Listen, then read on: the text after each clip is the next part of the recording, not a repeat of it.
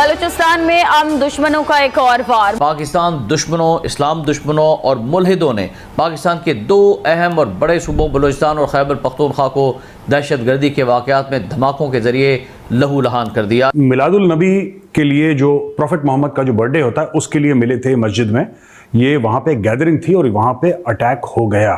यानी कि मुसलमान का कत्ल कर रहा है और एक हमला जो है वो जो टीटीपी ने हंगू में किया, जिसमें सिक्योरिटी फोर्सेज ने अफगानिस्तान से पाकिस्तान में दरअंदाजी की कोशिश नाकाम बनाते हुए 3 दहशतगर्दों को हलाक कर दिया। ISPR के मुताबिक पाक फौज के 4 जवानों ने मुल्क के दिफा में जाम शहादत नोश किया है। मस्तूम धमाके के हवाले से आपको अहम खबर देंगे। रॉ से ताल्लुक रखने वाले ट्विटर अकाउंट ने जिम्मेदारी कबूल कर ली है। अब नहीं बोलोगे कि ये मुजाहिदीन हैं, अब नहीं बोलोगे कि ये वहां पे मुसलमानों के, बलूचों के हुकूक जा रहे हैं। असली इस्लामोफोबिया पाकिस्तान के अंदर है। सबसे ज्यादा कौन सी जगह है दुनिया में, वो दुनिया में कौन सा देश है जहां पे सबसे ज्यादा मुसलमानों का कत्ल होता है? पाकिस्तान है। जितने धमाके जो पिछले 20 साल से हो रहे हैं, आप नोट करेंगे कि इनमें कभी भी ये पाकिस्तान आर्मी, हमेशा पाकिस्तान आर्मी को इल्जाम देंगे, कभी ये इंडिया का नाम नहीं लेंगे, कभी टीटीपी को गाली नहीं देंगे, कभी दुश्मनों को, CIA को, अमेरिकन का इल्जाम नहीं देंगे कि वो धमाके करवा रहे हैं पाकिस्तान के खिलाफ। हर वो आदमी जो इंडिया से लड़ रहा था कश्मीर में, उनको जब पाकिस्तान से मदद की ऑफर होती थी तो वो ले लेते थे। उसी तरह से फार्मूला वही है। आज का दिन सबसे बड़ा इंपॉर्टेंट दिन है आलमी इस्लाम में। ये कौन से मुसलमान हैं? ये क्या करते हैं? ये मासूम लोगों को दहशतगर्दी, हम किससे बात करें इस हवाले से? लेकिन नाशुक्री नहीं थी वो। हाँ। सब कुछ था उसमें, लेकिन ये ना कहना कि बेवफा थी, बेवफा नहीं थी, हर ऐप था उसमें। जाते हुए क्या कर गई है, थैंक यू PIA। देखिए आप, सब बुराइयां थी उसमें, सनम में, लेकिन बेवफाई न थी। उसने लिखा थैंक यू PIA, ये बात है। सलाम पेश करता हूं उनको। जब इंडिया इस्राइल की मदद करने के लिए वेपन्स और ड्रोन्स भेज सकता है तो हम फलस्तीन के मुसलमानों की मदद करने के लिए एंटी टैंक गाइडेड मिसाइल्स और सरफेस टू एयर मिसाइल और एयरफोर्स का कवर क्यों नहीं दे सकते? नमस्कार दोस्तों, स्वागत है आप लोग का हिंदुस्तानी स्पेशल के एक और नए वीडियो में। दोस्तों, पाकिस्तान से एक बहुत बड़ी खबर आ रही है और खबर ये है कि BLA ने एक साथ पाकिस्तानी आर्मी पे 3 बड़े अटैक किए हैं, जिसमें कि बताया जा रहा है कि लगभग 20 से 25 जवान जो है वो मारे जा चुके हैं। लेकिन पाकिस्तानी मीडिया पे अभी हमले की जो है वो पूरी जो खबर है वो नहीं दिखाई जा रही है और बताया जा रहा है कि 4 से 5 पाकिस्तानी जवान मारे जा चुके हैं। लेकिन ऐसा कुछ नहीं है दोस्तों। एक तरफ जहाँ पे बलूचिस्तान में हमला हुआ, दूसरी तरफ पाकिस्तान के मस्जिद में भी हमला हुआ है। दोस्तों, आज पाकिस्तानी जो है वो पाकिस्तानियों को मार रहे हैं। दोस्तों, जो पाकिस्तानी ये आरोप लगाते थे कि पाकिस्तान में हर हमले के पीछे भारत का हाथ है, उनको आज ये देख लेना चाहिए कि आज पाकिस्तान का मुसलमान ही मुसलमान को मार रहा है। और ये बात खुद पाकिस्तानी मान रहे हैं कि हम कैसे मुसलमान हैं कि हम खुद मुसलमानों को ही मार रहे हैं।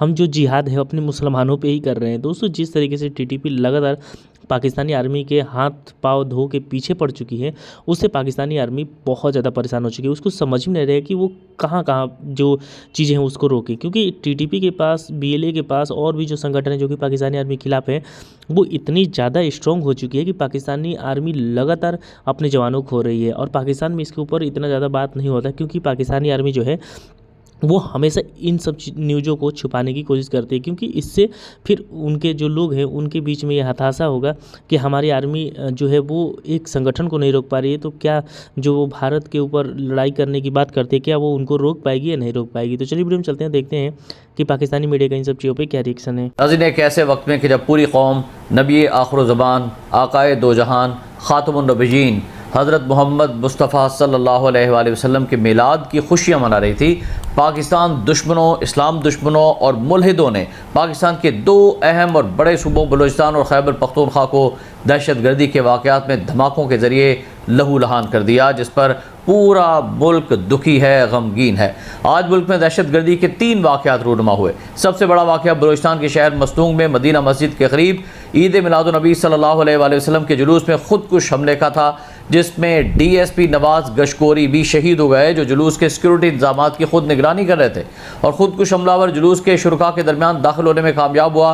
उसने जुलूस के दौरान खुद को धमाका खेज मवाद से उड़ा दिया, जिसके नतीजे में अब तक की इतलात के मुताबिक 50 के करीब शहादतें हो चुकी हैं और 100 के करीब अफराद ज़ख्मी हैं और मुख्तलिफ अस्पतालों में ज़ेर इलाज हैं। इलाके में एमरजेंसी नाफिज की जा चुकी है, अस्पतालों में एमरजेंसी है। दहशतगर्दी का दूसरा बड़ा वाक़या खैबर पख्तूनख्वा के ज़िला हंगू कोहाट डिवीज़न KPK में पेश आया, जहां DPO निसार अहमद के मुताबिक 2 खुदकुश धमाके हुए, एक थाने के गेट पर और दूसरा थाने की हदूद के अंदर मस्जिद में हुआ, जिसमें अब तक की इतलात के मुताबिक कम से कम 2 अफराद शहीद और 5 अफराद के ज़ख्मी होने की इतलात हैं और दोनों वाक़यात में शहादतों में इजाफे के खदशात जाहिर किए गए हैं हुकाम की जानिब से। नाज़रीन, आज दहशतगर्दी की तीसरी बड़ी कार्रवाई अफगानिस्तान से बलूचिस्तान के इलाके में की गई, जिसमें सिक्योरिटी फोर्सेज ने अफगानिस्तान से पाकिस्तान में दरअंदाजी की कोशिश नाकाम बनाते हुए 3 दहशतगर्दों को हलाक कर दिया। ISPR के मुताबिक पाक फौज के 4 जवानों ने मुल्क के दिफा में जाम शहादत नोश किया है। जब इस यहूदियों ने पहला नकबा किया, कायद आज़म ने लाखों राइफलें खरीद के अरबों को भिजवाईं कि फ़लस्तीनी मुसलमानों की मदद की जाए।